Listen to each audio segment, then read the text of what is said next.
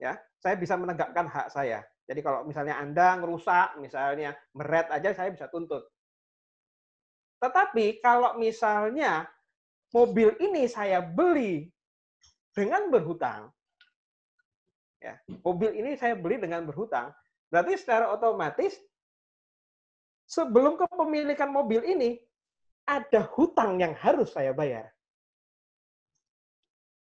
Sebelum hutang ini lunas, mobil ini pada dasarnya bukan milik saya, walaupun hak penguasaannya ada di saya. Karena saya terikat dengan perjanjian. Pihaknya siapa yang bisa diikat? Ya, pihak-pihak dalam perjanjian. Saya dengan leasing.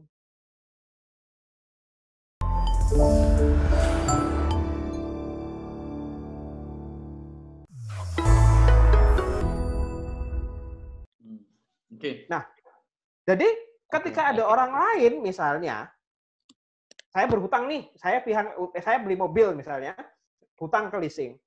Saya juga punya hutang ke Michael. Pada saat yang bersamaan, saya nggak bisa bayar mobil dan saya nggak bisa bayar hutang ke Michael.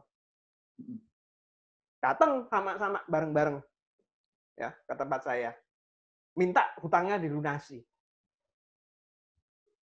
Nah, pertanyaannya, Pak Anton punya mobil, saya ambil dong Pak, saya pakai mobilnya sebagai apa? Pelunasan hutang Bapak. Yang bisa ngomong kayak gitu hanya leasing.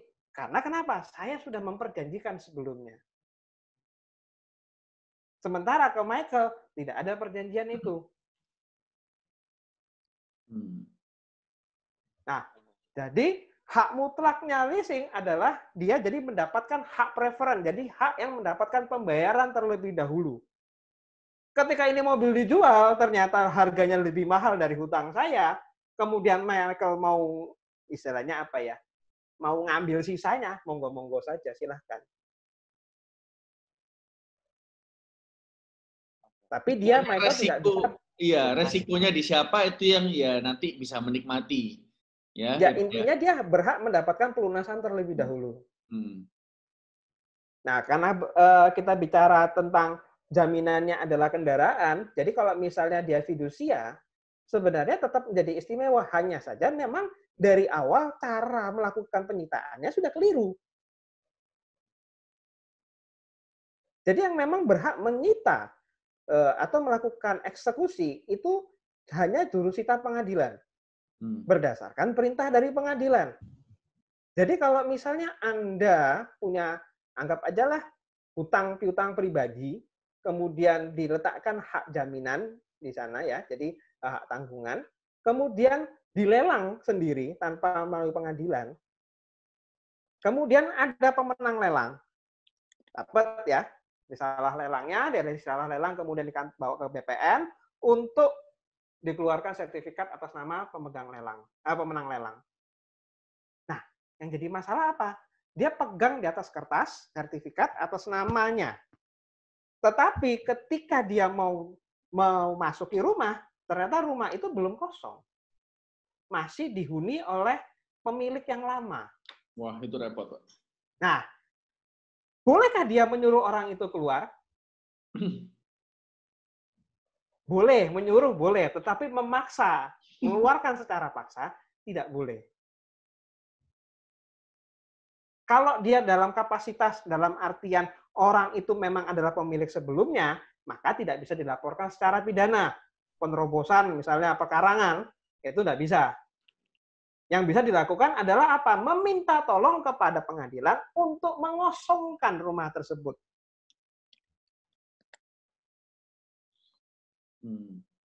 Iya, Pak. Oke.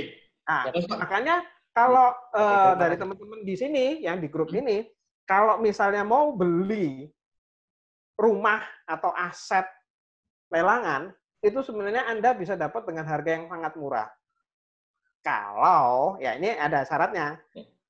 Ada syaratnya. Selama aset itu tidak menjadi incaran dari mafia lelang. Siapa itu mafia lelang? Mafia lelang itu adalah orang-orang yang mengambil keuntungan ya dari penjualan aset lelang dengan harga serendah-rendahnya.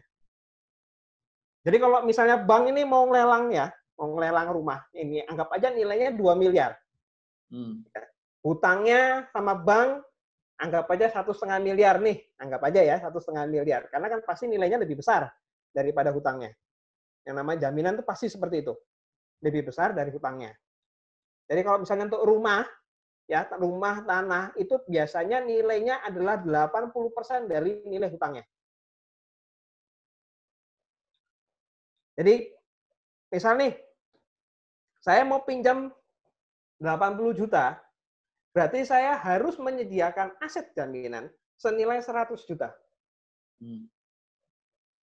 Tapi kalau Anda punya emas, punya deposito, sertifikat deposito, atau surat berharga, yang likuiditasnya itu mudah dicairkan, maka nilainya adalah 95% dari hutang yang mau dipinjam. Tapi kalau untuk tanah, rumah, ya itu nilainya ada 80%. Jadi kalau misalnya dia punya hutang 1,5 miliar, maka bisa dipastikan paling tidak nilai dari jaminannya itu 1,8 1,9 miliar minimal. Lebih tinggi lebih bagus, banknya pasti doyan. Nah, ketika lelang pertama dibuka, ya, jadi persyaratannya itu adalah lelang pertama dan lelang kedua itu akan sesuai dengan nilai yang disepakati di dalam perjanjian kredit. Jadi kalau rumah itu dihargai 2M, maka nilainya ya tetap 2M. Ditawarkan 2 kali. Kalau 2 kali dilelang kemudian nggak laku, ya, baru bank boleh mengajukan kepada pengadilan untuk diturunkan harganya sebesar 5%. Jadi kalau misalnya 2 miliar, 5%-nya kurang lebih berarti 100 juta ya. 100 juta. Berarti berikutnya, next ke lelang ketiga, itu jadi 1,9 M. Dijual, nggak laku juga. Bank boleh minta lagi turun 5%, 5%, 5%, 5%, sampai terakhir pada nilai hutangnya 1,5 miliar. Jika sampai di titik itu, nah di sini biasanya mafia-mafia lelang ini bermain. Bayangkan, rumah yang pada awal waktu pinjaman dihargai sebesar senilai 2M. Kemudian dijual dengan harga 1,5 M dengan harga sekarang. Yang dimana mungkin rumah yang 2M ini sudah bukan 2M lagi harganya. Mungkin sudah 2,5 M atau bahkan 3 M. Nah, ini teman-teman bisa sebenarnya ikut di situ. Tapi ya gitu, musuhnya banyak. Lawannya hiu-hiu. Kalau kalian bukan hiu, ya kalian yang dimakan gitu aja. Ya, kalian pede, silahkan. Tapi next nanti mungkin saya bisa kasih sedikit tips kalau mau main punya duit nggak terlalu banyak, tapi bisa dapat duit dari lelang. Ya, jadi ikut lelang besi tua. Tapi itu ada caranya sih tapi. Dan itu untung banget itu. Kamu hanya store duit, anggap aja kamu misalnya nilai yang diperjanjikan misalnya anggap aja 400 juta, Anda store mungkin 100 juta, ya 100 juta. Itu nanti dalam 1 hari itu bisa menghasilkan kurang lebih sekitar 40 sampai 60 juta. Nah, tadi Yuridika itu sudah ketawa-ketawa, Pak. Kelihatannya pengalaman tuh, Pak. Oh, gitu ya. Kelihatannya doyan besi tua nih. Oh, gitu. Waduh. Iya, Dika. Saya juga pertamanya. Iya, kalau besi tua itu kan serem, Pak. Saya pernah ikut-ikutan juga. Lawannya orang Madura, Pak. Iya, betul. Tuh kan, Pak. Juga itu, Pak. Kecil-kecilan main begitu. Wah, serem, Pak. Premannya banyak, Pak. Ayo, mau ketemu mafia atau mau ketemu preman? Kalau begitu ada preman, sana ada mafia. Pilih.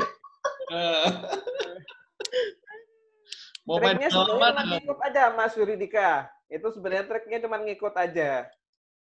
Triknya ngikut aja, ngikuti alur. Biasanya itu dari pemenang lelang itu nanti akan dipecel-pecel lagi, istilahnya dipecel apa ya?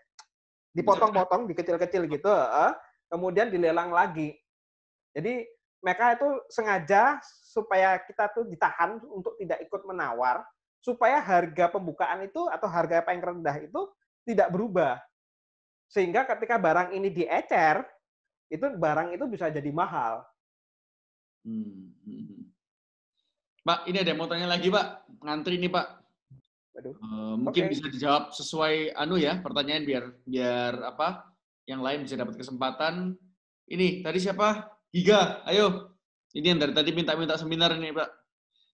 Minta seminar malam, halo, Pak. Selamat malam. Selamat malam semuanya. Silakan. Iya, saya tadi dengar juga ini balik lagi, kan tadi udah sampai ke eksekusi, sampai ke lelang ya Pak. Mau balik sedikit. Kalau saya kan tahu dalam ranah teori itu ada perjanjian kredit, perjanjian leasing. Dimana kalau perjanjian kredit itu yang saya tahu itu perjanjian kredit itu kalau dari bank ketika sudah ditandatangani perjanjian, barang yang jadi objek kredit itu udah jadi hak milik kita dan sisa pembayarannya dilakukan melalui utang. Dan kalau leasing itu selama masa leasing belum berubah kepemilikannya menjadi milik si pembelinya lah dalam tanda kutip. Nah, tapi saya ingin konfirmasi aja, betul nggak sih Pak pemahaman kayak gitu atau memang ada perjanjian leasing dan perjanjian kredit beda itu atau emang pada praktek sama aja? Karena saya pengalaman praktek sih kurang karena baru terjun juga ke dunia praktek. Mohon penjelasan. Terima kasih Pak. Oke, terima kasih Pak Giga atas pertanyaannya. Jadi ya sebenarnya seperti yang saya jelaskan tadi sebelumnya, bahwa ketika kita melakukan penjaminan, jadi sekarang ini hukum jaminan itu agak bergeser ya, namanya transaksi berjamin sekarang itu, bahasanya lebih keren. Tapi tetap aja hukum jaminan sih sebenarnya. Ya, itu ketika kita melakukan penjaminan itu sebenarnya pada dasarnya itu penguasaan barangnya saja itu ada pada kita, tapi sebenarnya secara kepemilikan itu sudah menjadi milik kreditor.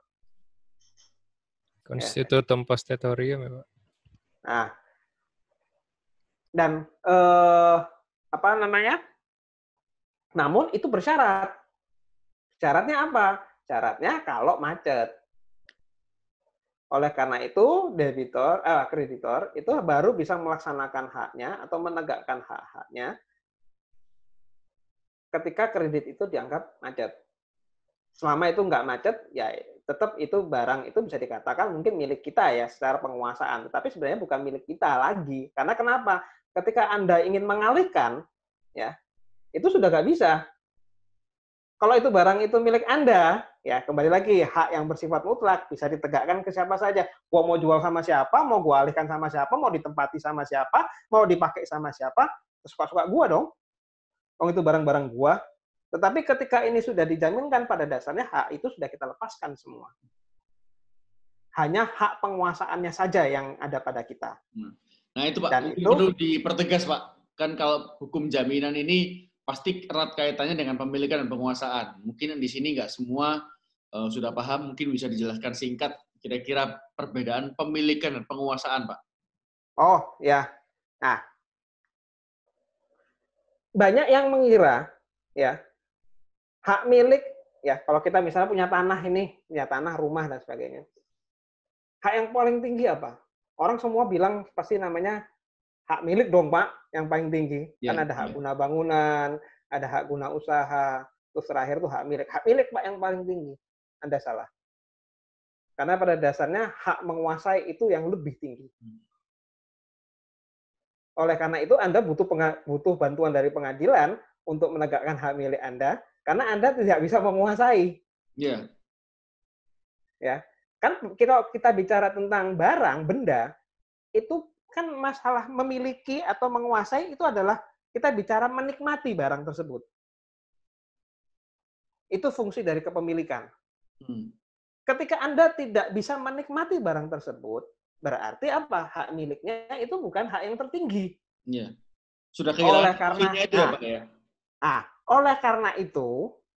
Di dalam undang-undang itu bisa kita lihat di Undang-Undang Dasar 45 ya pasal apa tuh? Sekarang sudah digeser ya, yang tentang ekonomi ya. Jadi bahwa negara menguasai tanah ya, air, udara. Ya, ada nggak itu? Ada pasti. Pasal 33, Pak. Pasal 33 ya, masih tetap ya. Gara-gara amandemen itu kacau nih. Nah, di pasal 33 ya. Nah, itu kan menunjukkan bahwa apa? Negara menguasai. Jadi kalau misalnya dalam kondisi perang atau misalnya di bawah rumah kita itu ada kandungan minyak, negara bisa ambil itu kapan saja. Atau misalnya dalam kondisi perang, jika ternyata rumahnya saudara-saudara di sini misalnya cocok ini buat untuk peluncuran rudal misalnya, untuk pertahanan negara, saya jamin Anda diusir.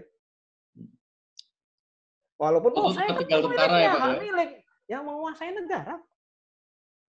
Kita mendapat hak milik itu dari negara yang menguasai. Ketika hak itu mau dicabut sewaktu-waktu oleh negara ya bisa saja.